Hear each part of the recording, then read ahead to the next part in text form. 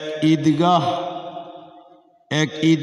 কেন্দ্রিক আয়োজিত মাহফিলে বসিয়ে কোরআন এবং হাদিসের আলোচনা করার, আপনাদের ধৈর্য ধারণ করে বসার যিনি তৌফিক ইনায়াত করেছেন, সেই মহান মনিবের দরবারে শুকরিয়া আদায় করি। আমরা পুরুষ মানুষ সশব্দে একবার জোরে বলি আলহামদুলিল্লাহ। দরুদ ও সালাম বর্ষিত হোক সরকারে কায়নাত তাজদারে মাদানী নবী কুল শিরোমণি ইমামুল আম্বিয়া নবী মক্কি নবী মাদানী নবী আহমদ নবী মুহাম্মদুর রাসূলুল্লাহ সাল্লাল্লাহু আলাইহি ওয়াসাল্লাম। আল্লাহুম্মা আমিন। আল্লাহুম্মা সাল্লি আলাইহি আল্লাহুম্মা বারিক আলাইহি।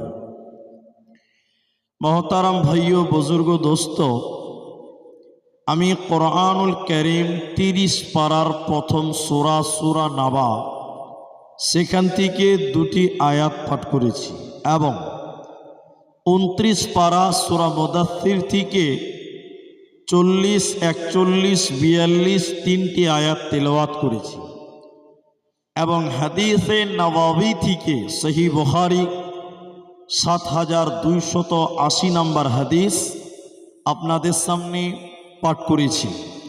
উল্লেখিত আয়াত এবং হাদিসকে কেন্দ্রবিন্দুর মধ্যে রেখে সংক্ষিপ্ত বিবরণের চেষ্টা করব, যদি আল্লাহ তৌফিক দেন তো। আলাইহি তাওয়াক্কালতু ওয়া ইলাইহি উনীব। বাবজি যারা এসেছেন একটু বসে যান, এটা দাঁড়িয়ে থাকি না, আমি দাঁড়িয়ে থাকা লোক পছন্দ করি না, কারণ এটা কোরআনের মজলিস, কোরআনের তেলাওয়াত হবে, আলোচনা হবে, দাঁড়িয়ে থাকবেন তার মানে কোরআনকে অপমান করা হয়। বিদায় বসে যাবেন, আল্লাহ খুশি হবেন। আমি কোরআনুল কারীমের যে আয়াতগুলো তেলাওয়াত করেছি, এই আয়াতগুলোকে কেন্দ্রবিন্দুর মধ্যে রেখে একটা সাবজেক্ট কেন্দ্রিক কথা বলবো। ওই সাবজেক্ট উপরে থেকেই ঈদগাহার জলসা, সেই ঈদগাহকে লক্ষ্য রেখে আপনাদের দিকে হাত বাড়াবো। আপনারা যতক্ষণ ধৈর্য ধারণ করবেন ততক্ষণ আমি বক্তব্য চালাতে পারবো বা রাখবো ইনশাআল্লাহ। আজকে দুনিয়াতে ইসলাম ধর্ম বা আমরা ধর্ম জানার অনেক সুযোগ সুবিধা পেয়েছি বা পাচ্ছি, কিন্তু পৃথিবীতে অন্য অন্য যে ধর্মগুলি রয়েছে তারা তাদের ধর্ম জানার এত সুযোগ সুবিধা পায়নি বা পায় না। আপনারা একটু হ্যাঁ না বলবেন, আমার কথা যদি ঠিক হয় তো হ্যাঁ বলবেন, ভুল হলে না বলবেন। ইসলাম ধর্মের মানুষেরা অর্থাৎ আমরা মুসলিমেরা ধর্ম শিখার এত সহজ পথ পেয়েছি, অন্য কোনো ধর্মের শিক্ষা তারা এত সহজে পায় না।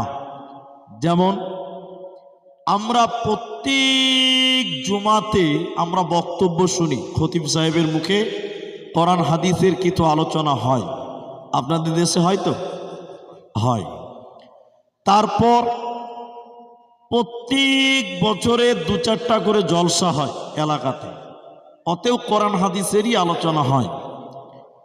এরপর মক্তব, মাদ্রাসা, বছরে 2টি ঈদ, ঈদুল আজহা, ঈদুল ফিতর, এতেও